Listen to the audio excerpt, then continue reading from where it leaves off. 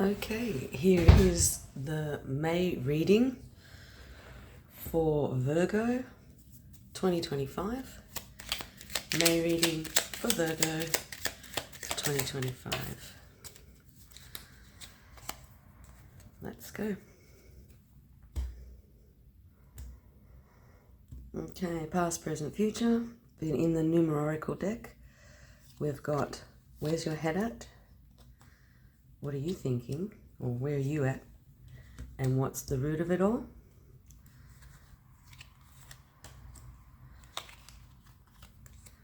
So let's see what's happening for Virgo for the month of May. The root of it and where you are. All right, I don't read reversals unless I really feel compelled. Yeah, let's have a look. Okay, we've got some big cards here. Empress, Lovers, Chariot, the World. So quite an interesting spread, I would imagine. Okay, so let's start. Beginning of the month seems to be about opportunities and choices. The Wands is like business or things that you endeavour to do. Beginning of the month sees you making a decision and looking forward in multiple directions. You feel like there's some new opportunities that can sprout and come your way, and you're quite keen on exploring them.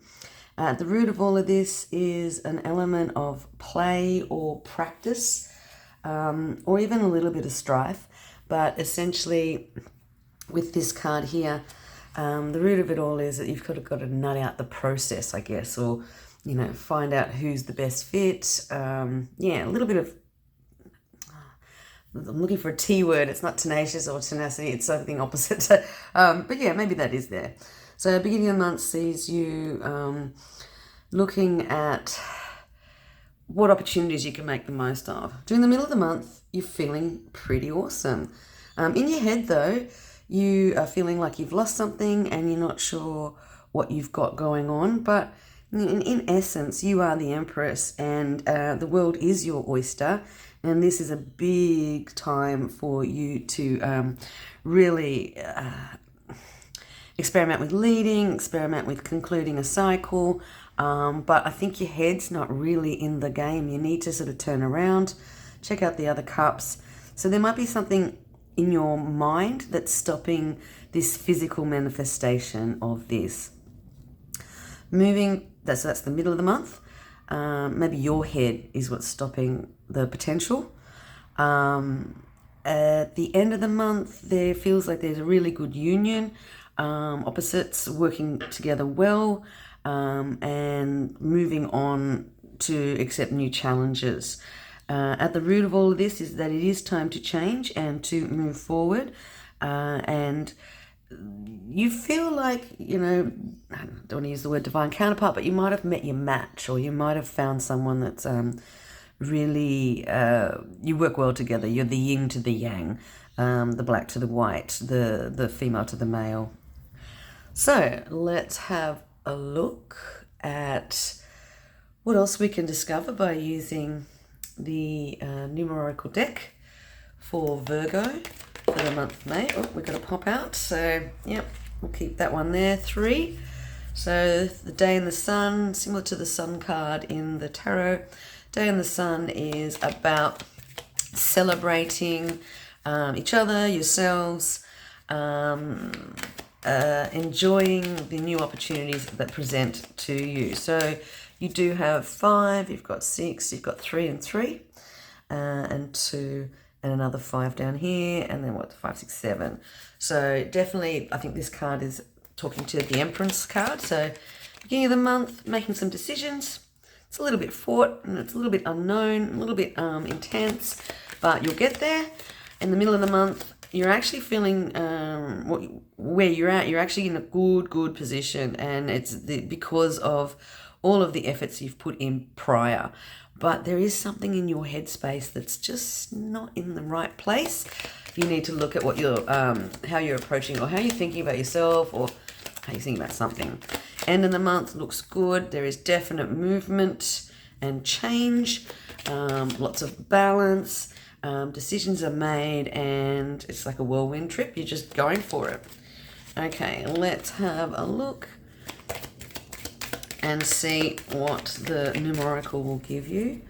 So past, present, future, or beginning of the month, middle of the month, and end of the month. So we have skills, we have seize the day, and we have reflection. So 2 4s in the master builder or the creative master, and 1 in the loving master or the master teacher. I think these work well. This beginning one, sort of using your unique skills to work on this plan, that makes sense. This is very business synced, and we've got sort of 2 4 5 that kind of goes nice together.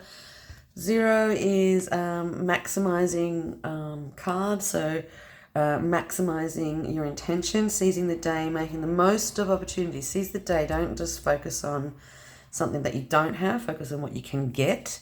So seize the day is about, like, running with it, really owning it, being the leader, being the king, queen, the boss, and it's due to all your hard works and that evolution that you've been through. At the end of the month, maybe pause, take some time to reflect on how you're feeling about all of this change. This feels very energetic here, and I think that maybe pausing for a little bit of reflection and having a sort of a re-look at the skill set that you bring, and how you can seize the day and move that forward.